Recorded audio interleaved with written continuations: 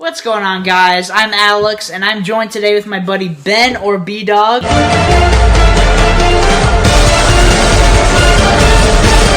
Well, what did you think of the original Cloverfield movie? I thought that movie was good. It was excellent. Well, it was a good found footage movie. In my opinion, one of the best. I actually just watched it for the first time last night, actually, and I thought it was a great, excellently well done found footage film. So well directed. So just a very well done movie with the directing and just very suspenseful, very entertaining. I'm not like obsessed with it like some people are, but and this movie is directed by a man named Dan Trachtenberg. I don't know. It's directed by a really good director. Even though this is his I think he directed a couple other like TV shows or something like that in the past, but this is his first film, and this is written by three people, actually. Written by a guy named Josh Campbell. It's written by a guy named Matthew Sukin and Damien Chazelle. Do you know who Damien Chazelle is? He wrote these two great films right here, and he directed this one. What do you think of these movies, Ben? This movie's great, and that movie's great, I guess. I don't know. I wasn't a huge fan of it. I loved Whiplash. You see, Damien Chazelle is a great writer of tension. Tension is the thing in his scripts that makes him so good. Grand Piano had excellent tension, and the tension in this movie was even better. And now currently Damien Chazelle is one of my favorite screenwriters working today. He is an excellent screenwriter, great writer of suspense and tension. Okay, the two main leads in this movie are John Goodman and Mary Elizabeth Winstead. Bradley Cooper has a small cameo in this movie. What are your initial thoughts on the film? Balls. Okay. This movie is great, okay? I thoroughly enjoyed this film. It was very suspenseful. John Goodman played a great, it's hard to describe what his character was because you weren't exactly sure throughout the whole entire movie. Mm-hmm. And then Mary Elizabeth Winstead, she played great, and then there was a third actor in there, I don't remember his name. I don't remember his name either, but his character was pretty good as well. First, let's just start off with the pros, because I have a couple big cons, but we'll get into that at the end of this video. But the pros, man, dude, I thought this was a great movie. I mean, this film is filled with so much good, well done suspense and tension. I didn't want to get up. The tension was so great because you don't know for sure or not if John Goodman is a good guy or a bad guy.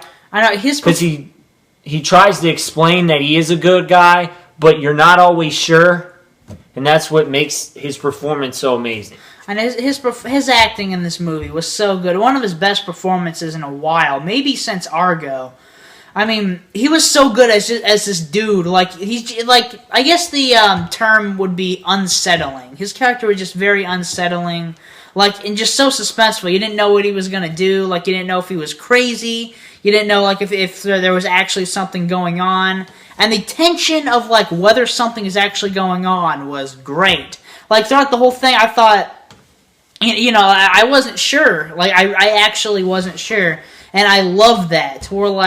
It was so good, so unconventional, that I actually had no clue. And the other thing I loved about this movie was that almost I guess about 80% of the movie takes place in this bomb shelter. And I love films like that. They take place all in one location. Movies like 12 Angry Men, Tape, Buried, Carnage, that take place all in one location. I just loved confined, claustrophobic films. I just love stuff like that. I don't know why. And also, Mary Elizabeth Winstead in this movie, her performance was great. I can't really think of too many other things to say positively about the film without spoiling, because this is one of those movies that, I don't want to say too much about it, because if you say too much about it, then it'll end up spoiling certain things, and I don't want that spoiled for you. So let's just get into the cons, shall we? But I had a few pretty big cons with this movie. Why was it called 10 Cloverfield Lane? It had literally nothing to do with this movie. Literally nothing. No. I'm going to block you there. It doesn't look like it, but He says that they're not going to create a sequel, but I'm like, yeah, they are. No, how they ended it, yeah, they are. I don't think they are going to make another movie. It would be really cool if they made a third movie to, like, tie both of these films together, which they're not going to do. I think they will. But, in fact, I'm not even entirely sure that they're even in the same universe. My other con with the movie, my biggest con, the third act, specifically the ending. What did you think? Third act. It almost ruined the movie, how they put it out there. It was just, I don't know. After I think about it more, it'll probably make more sense. It's confusing. It's hard to talk around it. I know, it kind of is hard to... this is actually kind of hard to talk about, because, like, we're trying not to spoil it. Like, in the theater, I was like, what? And actually, Mary Elizabeth Winstead actually has a line to where she's like, oh, are you freaking kidding me? And I kind of laughed at that, because, like, it's, like, self-aware that, like, it's cool that the writers threw that in there, because, like, you know, for self-awareness. It kind of felt out of place. I didn't really feel like... I don't know. It was very strange how they put it in, and, like, how they did the ending. I don't know if I like it yet. I mean, the rest of the movie was good. It's just the third act kind of crashed on itself. I guess it isn't really the third. I guess it's just the last 15 minutes or so. There's still great tension in that third act. I just don't feel like... I think it fell out of place, and that it didn't really fit in with the rest of the movie. It didn't feel like a satisfying resolution to what the film was building to.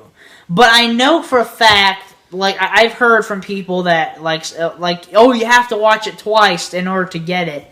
Like, I know this is a film I'm definitely gonna have to watch again, because this is most definitely a 2-watcher, because I feel like if I watch it again, I'll know what it's building up to throughout the whole movie, and I'll like it more because of that, and maybe I'll most definitely, like, you know, get it more, you know? The movie ends rather abruptly. Like, I actually didn't expect it to end, like, the way it did. I mean, like, I wanted to see more of, like, what was gonna happen. Like, hey, come on, you know, I want to see more, but it just ended, and I'm like, what? Other than that, I thought the movie was excellent. I thought it had great writing, great tension, great suspense, really good characters, really good acting, very well done, confined movie. I loved it. I thought it was great, besides the third act.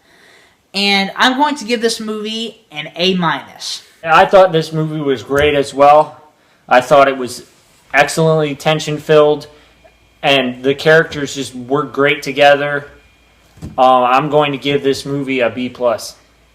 Alright guys, that's going to be it for our review of 10 Cloverfield Lane. Down below, tell me what you thought of the movie. Tell me, like, what you thought of the third act, the ending, whatever. If you're going to talk spoilers, please, you know, put spoiler tags so you don't ruin it for anybody. That's it, so, thank you so much for checking out this video, and I will see you guys later.